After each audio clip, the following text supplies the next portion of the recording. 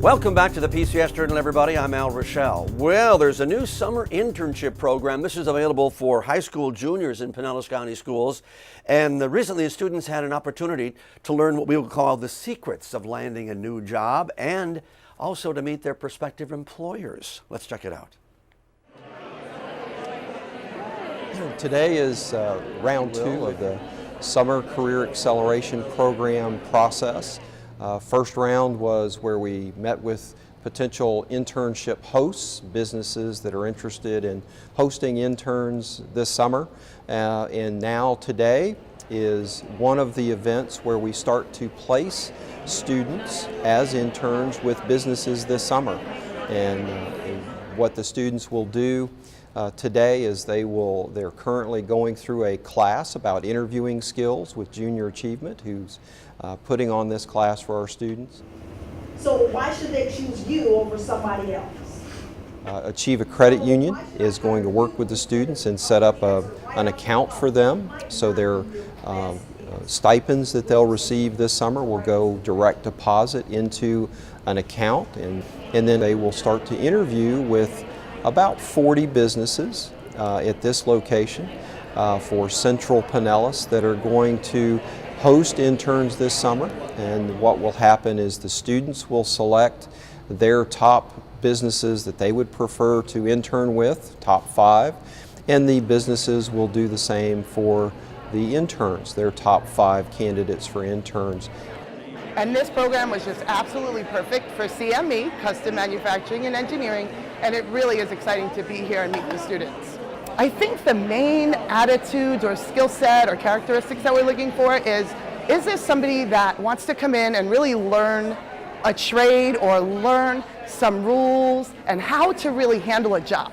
We think about these students that they really haven't had the exposure or the experience, and we're hoping that we can provide a skill set to them that matches really what they want to do. What we're looking at is obviously with someone with a resume is great, you know, kind of detailing what their interests are, and then 2, seeing if that gears well with what our interests are.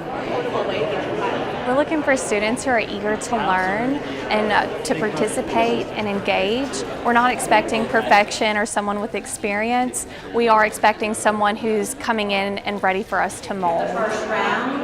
Yeah, so Pinellas County government really wants to inspire career in public service with our students, and what better way than to partner with Pinellas County School Board and Pinellas Education Foundation to get some of the great talent in Pinellas County government. We in our industry, we're having issues recruiting younger individuals into the insurance industry. So my goal is to get out there, do career fairs, and bring young people into our industry and show them it's not really as boring as they think. Our goal for this activity is to provide kids an opportunity to see what the real world work environment is like, help them decide what kind of a career path they might want to take as they graduate from high school, because these students are juniors, will be seniors next year, and we'll have to start making some very definite decisions about life after high school. I think it's a great opportunity for students to look for different career opportunities. I think it's a great way for people to, get to know these people, get to know what they do, and I think it's also a great open door. I like it. It's great. I feel like it's going to impact a lot of these children's minds to go different places and try. It's going to help them later on in life. I learned about how to come prepared, have confidence, to be attentive, and to make sure that you come on your A game. Like, don't come slacking. In the program we just mentioned, these are paid internships, so it might be a good idea for students to know how to handle their money. And that's where the USF School of Business at the St. Petersburg campus comes in line, because they're partnering with Pinellas County Schools. And what they're going to do is help teach high school students economics and personal finance. That's a pretty good idea. Let's watch. Today we have our high school economics teachers here at USF St. Petersburg's Kate Tideman Business College, and they are working with USF professors to develop lesson plans that support instruction on personal finance in their economics classes. You guys are really at the frontier of our education. And you guys USF reached out to us and asked if there was a need for support in personal finance, and it's something that our teachers are always looking for new things. There's a lot of resources out there that are available, and sometimes it's hard to figure out which are the right ones for our kids and which ones are the best ones. And so we thought with USF, it's great if we can use something that's local. It's a university that a lot of our students have connections to, and those professors being willing to come out and work with our teachers, being willing to come out and work with our students, was just a natural fit for them. Short-run aggregate supply. Today I've learned more about economics in about an hour than I've ever learned before, calculating these annuity rates and interest rates to help students solve real-world problems. I think that a lot of our knowledge comes straight from the book, and really adapting to learning financial literacy is a skill that is going to be useful for all our students. I think that it offers a new way to visualize what the students are looking at. A lot of times, especially for me, I teach seniors, I'm being approached with questions about student loans and car payments and things like that. So this kind of offers a more mathematic and technical way to really break it down, so they see it's not just throwing money around. There's numbers behind it and reasons why you should really think it through and understand what you're looking at. With the increasing challenges to students' lives, particularly student loans, their understanding of financial literacy can be arguably one of the most important skills they learn in Pinellas County schools.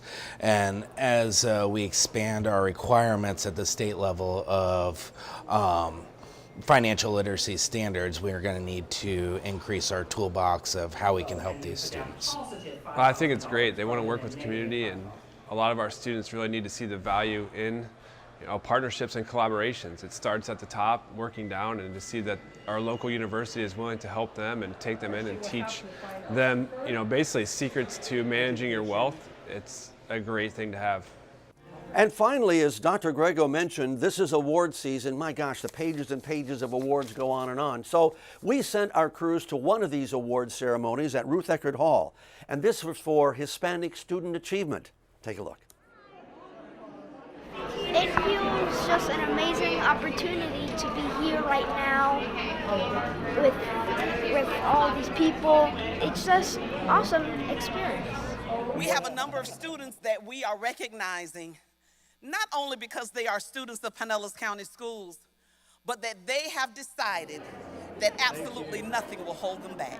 Our Hispanic students in Pinellas County are making remarkable academic gains. And it is so important to celebrate not only our students, but their families and the culture.